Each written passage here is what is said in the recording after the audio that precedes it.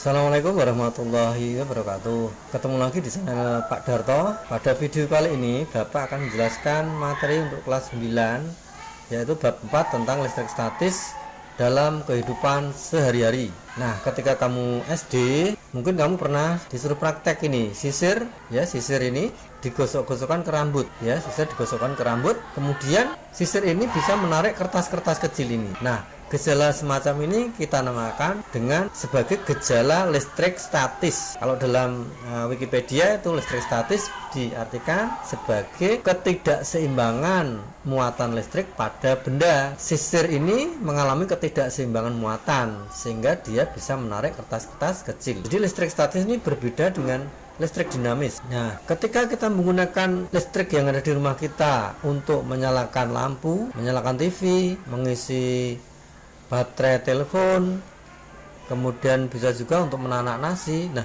listrik yang kita pakai ini, listrik yang kita gunakan ini mengalir pada kabel atau pada rangkaian peralatan elektronik. Di sini biasanya kita namakan dengan listrik dinamis. Untuk listrik dinamis nanti kita akan bahasnya setelah listrik statis selesai. Nah, sebelum kita lanjutkan, silakan yang belum subscribe, kalian bisa subscribe dulu. Kalau perlu dinyalakan loncengnya biar nanti tidak ketinggalan dengan konten-konten yang tentunya bermanfaat bagi kita. Kembali ke sini, listrik statis. Nah, listrik statis itu artinya kan statis kan artinya tidak mengalir ya. Kalau dinamis artinya kan mengalir ya, dinamis. Nah, tadi sudah diberi contoh listrik statis ya, contohnya tadi sisir digosokkan ke rambut ya. Kemudian yang listrik dinamis juga sudah diberi contoh, yaitu listrik yang dipakai untuk menyalakan lampu, televisi ya, dan lain-lain ya. Tentunya banyak sekali manfaatnya. Nah, sekarang kita akan kembali membahas listrik statis. Jadi kalau kita gambar secara sederhana, sisir atau penggaris ya, kita gambar penggaris saja biar gampang. Penggaris mika ya, misalkan kita gosokkan ke rambut ya, kita gosokkan rambut. Jadi tadi kan begitu ya, listrik sisir atau penggaris digosokkan ke rambut, nanti akan menyebabkan sisir bisa menarik kertas-kertas kecil. Nah, bisa menarik kertas-kertas kecil. Ini fenomenanya seperti ini. Nah, pertanyaannya mengapa kertas-kertas ini bisa menempel ke penggaris kan begitu ya. Nah, untuk membahasnya terlebih jelas kita harus belajar tentang ini, atom. Atom. Kenapa belajar atom? Ya karena benda-benda ini itu tersusun dari atom ya. Penggaris ya, kemudian rambut ini tersusun dari atom. Oke, berarti kita ke atom sekarang. Atom itu kita belajar tentang teori atom ya. Teori atom menurut Rutherford dan Niels Bohr ya. Ini yang pertama, bahwa zat terdiri dari partikel-partikel yang sangat kecil yang disebut dengan atom. Jadi zat ini adalah penggaris, rambut, ini tersusun dari partikel-partikel. Partikel itu artinya bagian ya, yang sangat kecil yang disebut dengan atom. Ini ada atom-atomnya tentunya ya. Kemudian atom itu terdiri atas inti atom atau nukleon. Dilihat di gambar ini kelihatan ini contohnya ini atom. Ini atom itu ini tersusun dari inti atom. Ini intinya, saya gambar lingkaran ya, intinya atau nukleon namanya. Nah, inti atom. Jadi atom tersusun dari inti atom yang dikelilingi oleh elektron. Ini elektronnya. Elektron ya, tandanya negatif karena elektron tuh bermuatan negatif. Saya ulangi. Atom itu tersusun dari inti atom yang dikelilingi oleh elektron. Nah, terus yang kecil ini, inti atom itu terdiri atas proton dan neutron. Jadi intinya ini ya, yang ini itu terdiri dari neutron dan proton. Neutron tuh yang tidak bermuatan ya, kosong ini ya, tidak punya muatan. Sedangkan yang proton tuh bermuatan positif. Kalau elektron muatannya negatif. Sekarang kita lihat muatannya sekarang. Kita lihat proton tandanya plus ya, artinya muatannya positif. Elektron tandanya negatif. Nah, kita lihat jumlahnya. Ini jumlahnya elektron ada 2, proton ada 2. Jadi jumlahnya sama. Maka kalau jumlahnya sama, dikatakan atomnya adalah netral.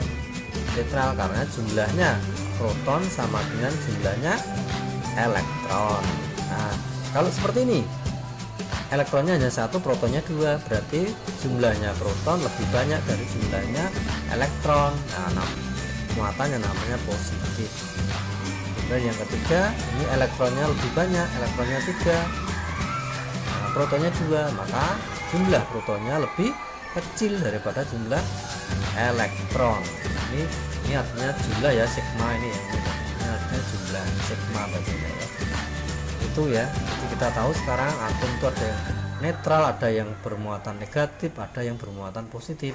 Nah, demikian pula benda atau zat nanti juga seperti itu, bisa muatan negatif, bisa positif, bisa netral. Tetapi pada umumnya benda itu netral. Pada umumnya bendanya netral seperti apa? Nah, seperti ini tadi, penggaris, sisir, rambut itu awalnya kan netral, umumnya netral. Nah, setelah terjadi menggosok ya, setelah digosok, nah terjadilah perpindahan elektron. Perlu kamu ketahui, nanti yang pindah itu elektronnya ya. Jadi seperti ini toh, yang pindah itu elektronnya, nanti bisa pindah ke atom yang lain. Sedangkan yang proton tidak bisa pindah, tetap di sini ya, nggak berubah jumlahnya. Jadi yang berubah nanti jumlah elektronnya. Seperti ini nanti. Jadi ini kita misalkan ya, sekarang kita hapus dulu ya. Jadi misalkan ini mustarnya netral itu kita buat plusnya misalkan 2 begitu ya, elektronnya 2. Ini kan sama jumlahnya, berarti netral. Rambut juga begitu, plusnya 2, minusnya 2, berarti netral. Digosok dengan mistar, nah menyebabkan elektron dari mistar ini pindah ke sini ya, pindah, sehingga ini elektronnya berkurang. Ini tetap ya plusnya, pada mistar itu plusnya tetap, protonnya tetap, tapi elektronnya tinggal 1 misalkan ya, pindah. Yang itu pindah kemana? Pindah ke sisir. Nah, pindah ke rambut maksudnya ya, rambut. Jadi rambut sekarang plusnya ya tetap nggak berubah, cuman elektronnya yang berubah jadi 3. Jadi ini yang pindah elektronnya, sehingga dikatakan yang mistar ini bermuatan positif, yang rambut bermuatan negatif karena banyak negatifnya. Kita lanjutkan lagi, benda bermuatan sudah ya. Sekarang cara membuat benda menjadi bermuatan tadi sudah ya. Jadi benda itu umumnya netral, tapi bisa dibuat jadi bermuatan. Caranya ada 2 di sini ya, yang kita bahas ya, yaitu yang pertama dengan menggosok, yang kedua dengan induksi. Menggosok itu apa ya? Menggosok seperti tadi biasa, digosokkan saja.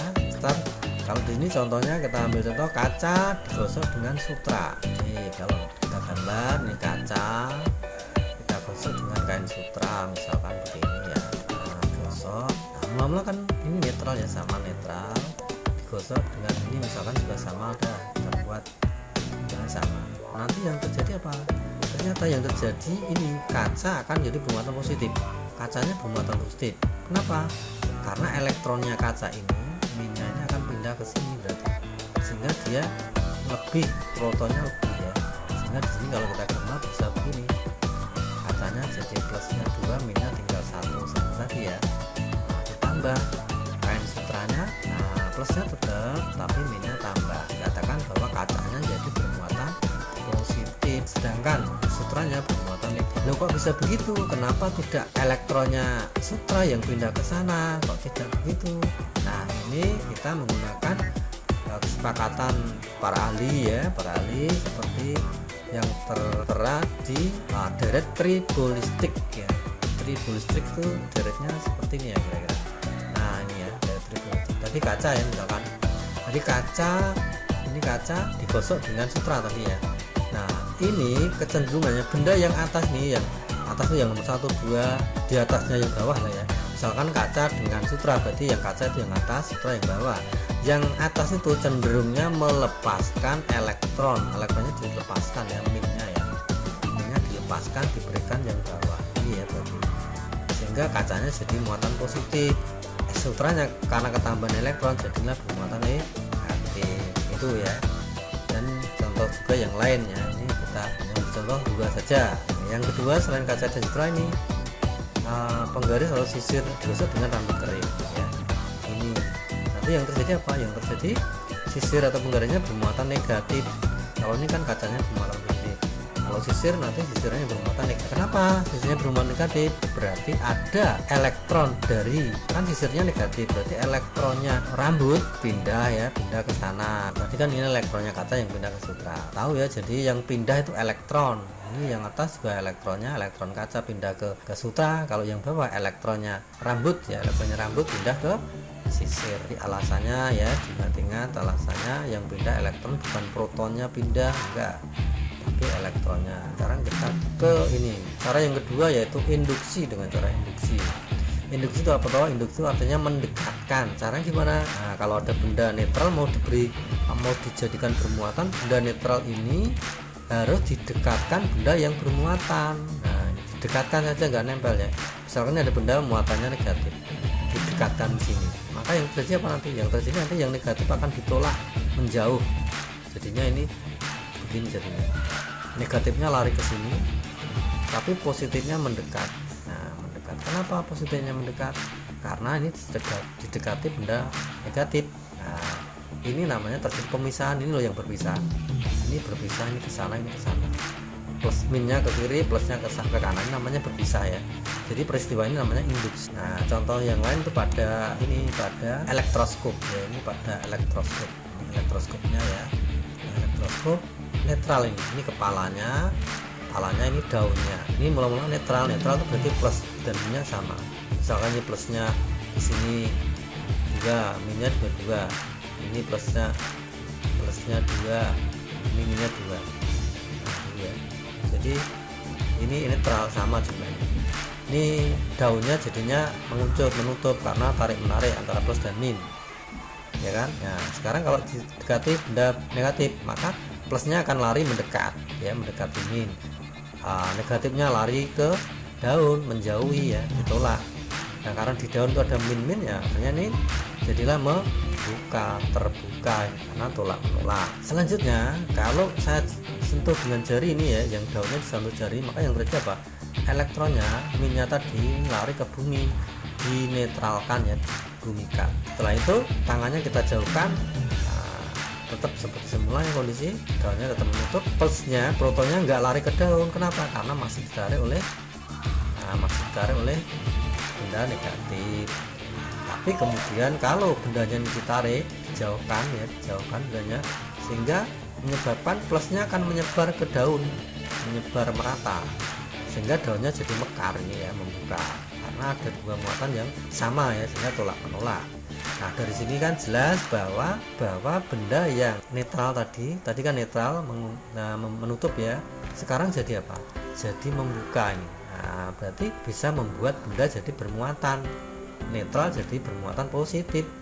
Nah, kesimpulannya kalau didekati benda negatif, benda yang netral tadi jadi bermuatan positif. Satuan muatan listrik itu kolom ya, satuannya kolom, lambangnya C. Satu elektron itu muatannya segini, kolom. Kalau proton, satu proton muatannya ya plus ya, tidak min tapi plus, sama tapi positif ya, 10 pangkat min 19. Nah, ini positif. Nah, sekarang hukum kolom.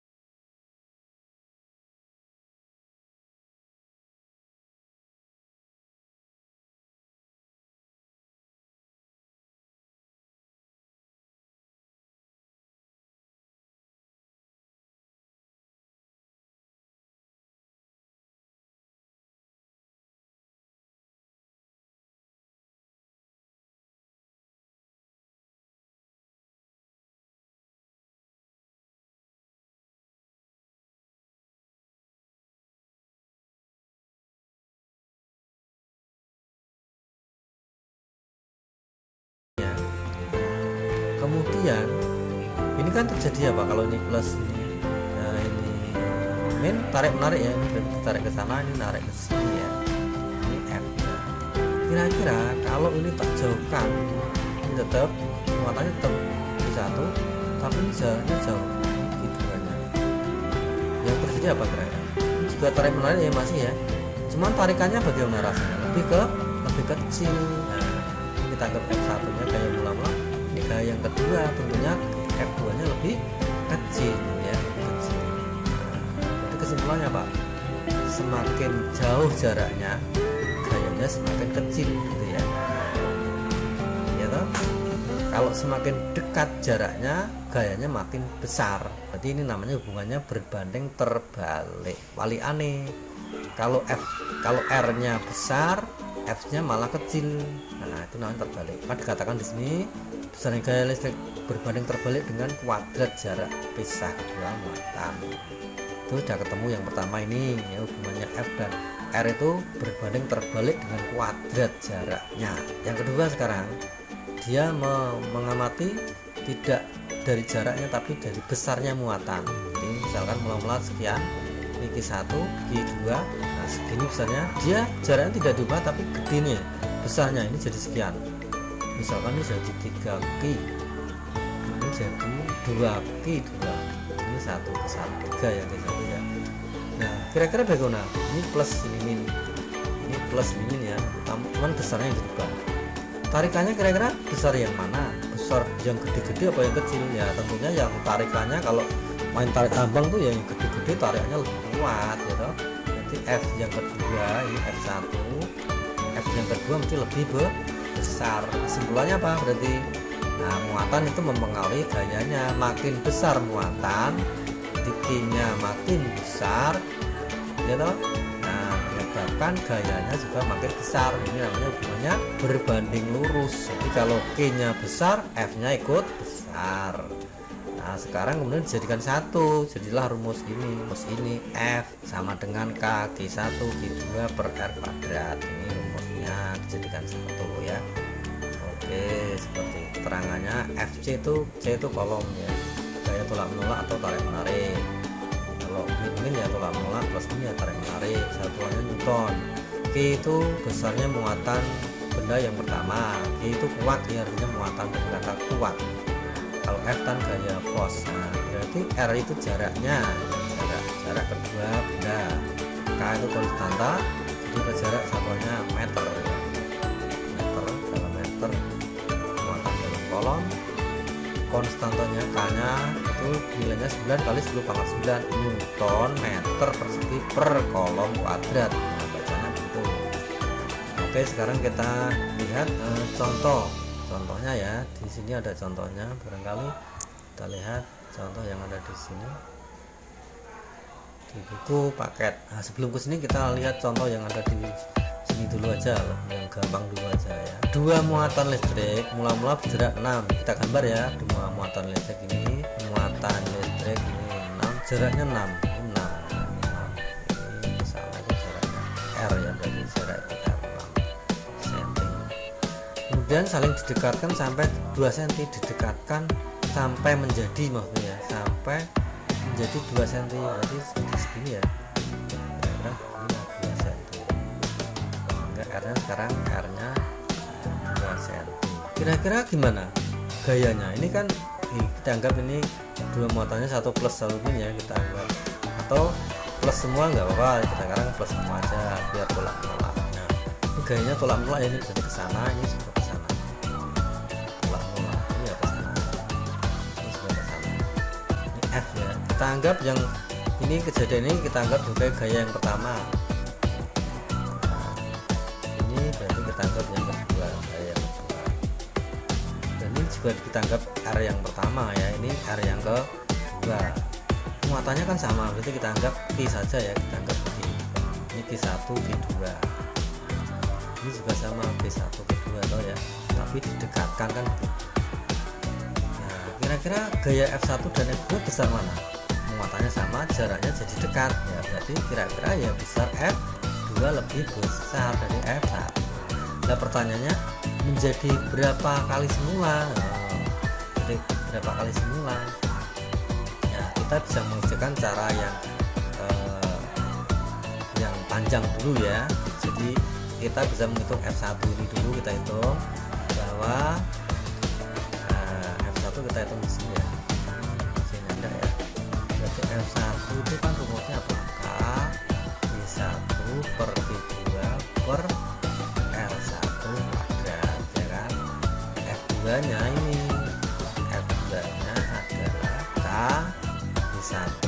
Q2 per R2 kuadrat, kan begitu.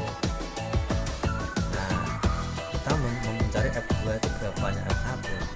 Caranya kita bandingkan F1 dibanding F2 itu kan berarti ini ya, ini kan F1 nya ini, F2 nya ini ya, F2. Nah, F1 nya kita tulis berarti K Q1 Q2 per R kuadrat R1 ya, dibagi kita ganti dibagi gini ya, kan boleh. Nah, dibagi K Q1 Q2 per R2 kuadrat, kan begitu ya. Ini kan tetap ya, F1 per R2 sama dengan, tetap kita tulis F1 nya kan K Q1 Q2 per R1 kuadrat. Nah, pembagian dirubah jadi perkalian, dibalik ya, R2 nya di atas, R2 kuadrat per R1 per K ya, per K Q1 Q2. Nah, gitu. Terus apa kan kita coret K di atas, Q1 sama atau Q1 nya kan sama, ini dicoret semua. Maka tinggallah F1 per F2 sama dengan ini kalikan ini kan jadinya 1 ya, ini sudah 1.